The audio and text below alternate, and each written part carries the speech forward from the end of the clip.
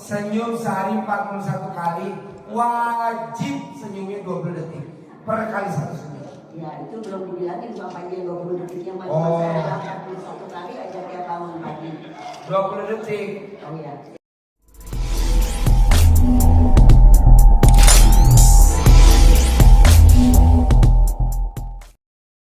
Sini saya juga dikenalkan dengan orang, ada permasalahan yang tadi bilang hutang banyak, debt kolektor lagi, mobil hilang semuanya.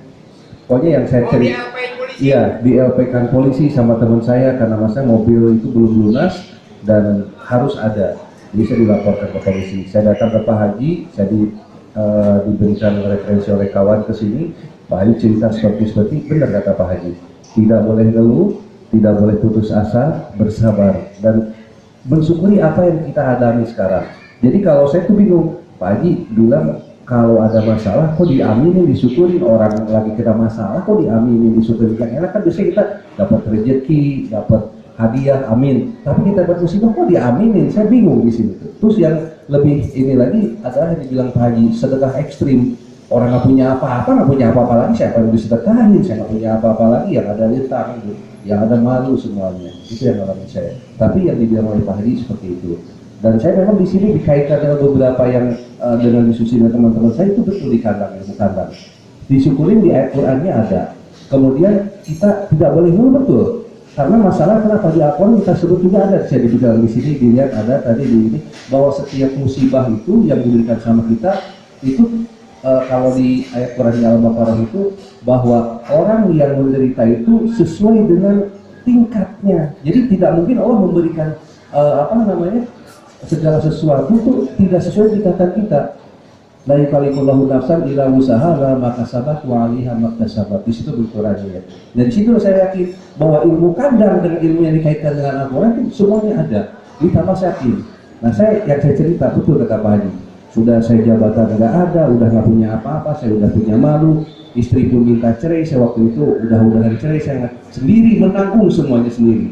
Tapi Pak Haji bilang, hutang akan lunas, jodoh akan datang. Saya nggak percaya Bu, saya tiap hari datang, tiap malam, malah saya dibilang sama orang-orang kandang, tiap datang ke sini karena udah kerja capek, tidur saya di depan eyang itu. Kalau orang pada tahu, saya ngorok, saya yang tidur di situ.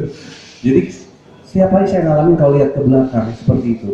Tapi yang Pak Haji bilang memang ada hasilnya ketika kita ini sedekah ekstrim dan sabar, akhirnya saya jalani. Sedekah dipaksa? Iya, sedekah dipaksa. Jadi waktu datang dia naik mobil Avanza. Kamu ngapain? Kamu kesini sama siapa? Sendiri Pak Haji. Itu mobil siapa? Mobil saya.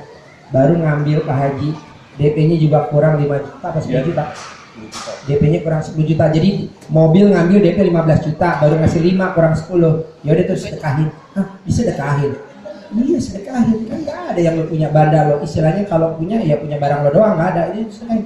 Pak Haji kurang DP-nya aja kurang 10 juta ke dealer. Ntar yang lunasin anak yatim yang 10 juta. Ntar cicilannya anak yatim. Yang penting itu disedekahin dulu mobilnya. Sedekahin itu mobil itu kok. Emang adanya begitu, gimana gak ada lagi. Jadi mobil belum dibayar cicilannya, masih grass, masih profit, DP-nya juga baru 5 juta ke dealer kan kurang 10. Apa kata orang dealer? Orang gila lu. Kata orang gila dia. Si itunya tuh yang dealernya tuh yang nalang 10 juta tuh punya kakak pasien sini juga. Ya gila. Ya kata dia kalau gila kakak lo gila dong. Kan berobatnya ke Pak Haji juga. Selesai tuh utangnya. Tapi luar biasa Bu. Dia berani lepaskan egonya. Mobilnya itu dia sedekahin. Padahal kalau kita pikir rugi gua dong. Orang DP-nya 15 dia baru bayar 5, anak yatim bayar 10. Terus cicilan pertama kita yang bayar. Kenapa gak gua DP aja sendiri? Tapi permainan gak begitu waktu itu. Dan subhanallah, Allahu Akbar, dia pikir utangnya dia yang lunasin. Nggak taunya yang lunasin Allah lewat saudara kandungnya ini. Betul? Nah waktu itu dia datang, Ji. Gua kan suruh riadoh di sini.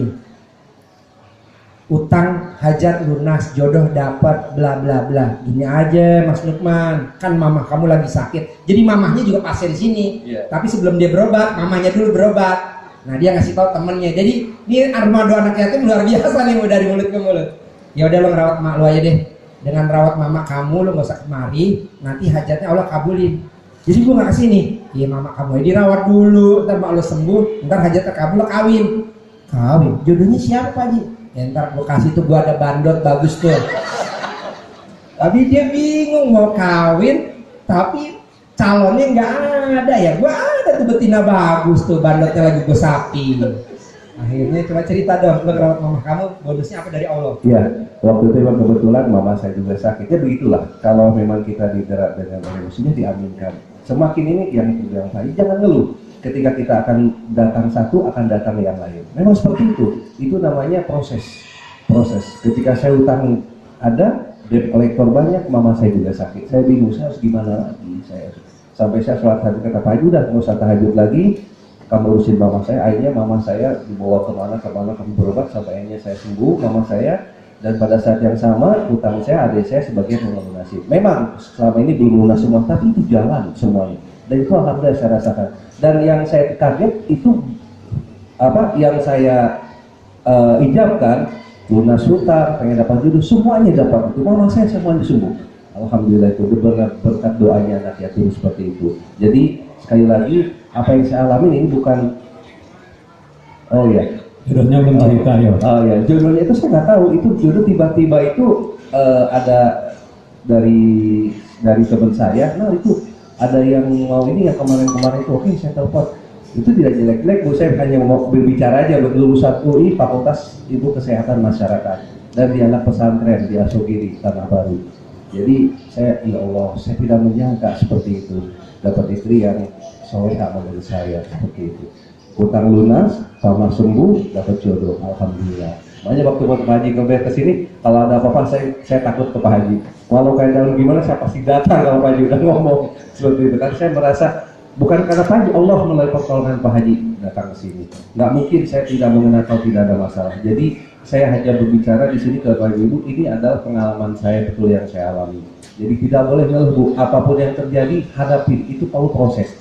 Bahwa semua pasien di sini juga pernah punya pengalaman, dan itu seperti yang tadi Pak Amin, itu semuanya saya rasakan sendiri. Bukan kata orang, bukan katanya. Ini saya yang alami itu.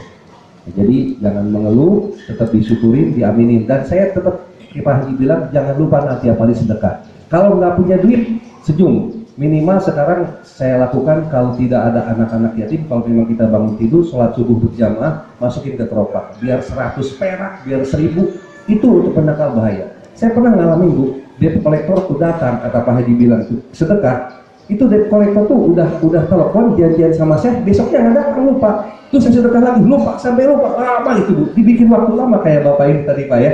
Itu. Dibikin lama itu, Bu. Jadi ada waktu lagi hutang ke bank, kan Bapak tadi bilang cerita, waktu itu ada penangguhan hutangnya, Pak ya. Nah itu seperti itu.